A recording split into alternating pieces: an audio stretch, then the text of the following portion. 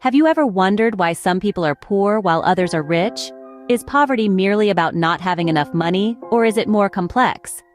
Indeed, poverty is a multifaceted issue, intertwined with societal norms, personal capabilities, and even the passage of time.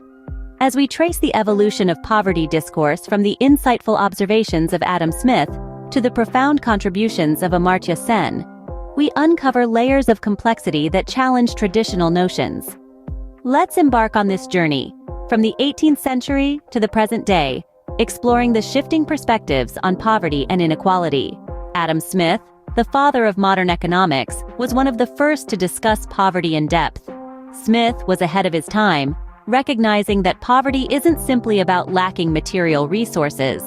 He emphasized how societal participation, dignity, and self-respect were equally significant. Smith observed that societal norms heavily influence the standards for what is considered poverty. He argued that what one needs to appear in public without shame varies greatly between a wealthy society and a poor one. This concept extends beyond mere appearances. According to Smith, the resources necessary for a person to lead a fulfilling life, participate in community activities, and cultivate personal values are also subject to societal standards. His perspective highlighted the relative nature of poverty. It's not a one-size-fits-all definition. For Smith, poverty was a relative concept dependent on societal norms and expectations. Fast forward to the 20th century, and we meet Amartya Sen, a Nobel laureate in economics. Sen's work is a significant stride in the understanding of poverty. He brought a fresh perspective, moving away from the traditional monetary measure and focusing instead on capabilities and the importance of freedom.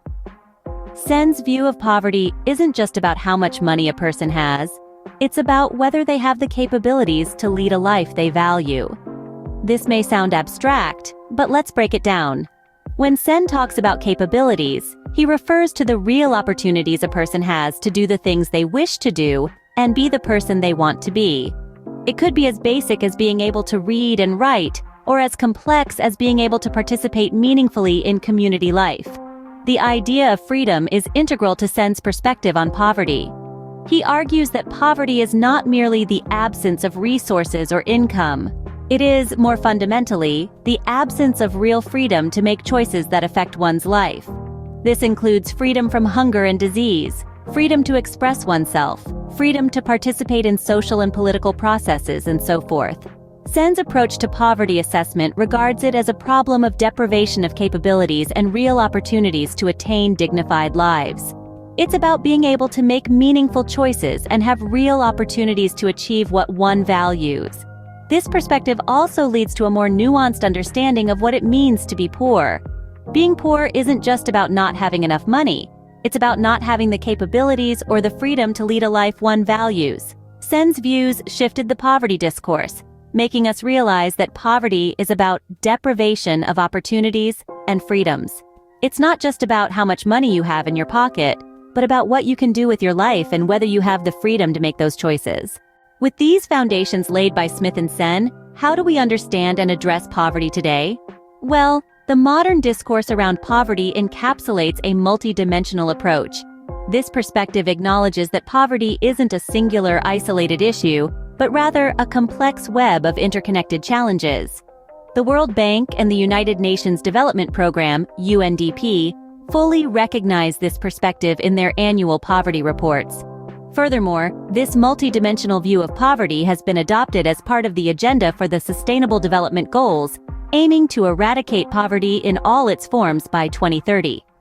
Now, let's consider the groundbreaking study, Voices of the Poor.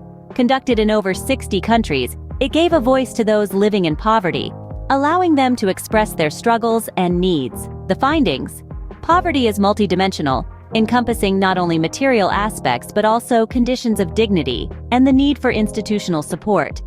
This perspective of poverty, as a series of interconnected dimensions that simultaneously shape an individual's life, has been included in the definition of poverty in countries like Colombia. It broadens our understanding and helps us to address the root causes, rather than just the symptoms of poverty. As we continue to grapple with poverty and inequality, we must remember that these issues are complex and multifaceted, requiring nuanced understanding and thoughtful action.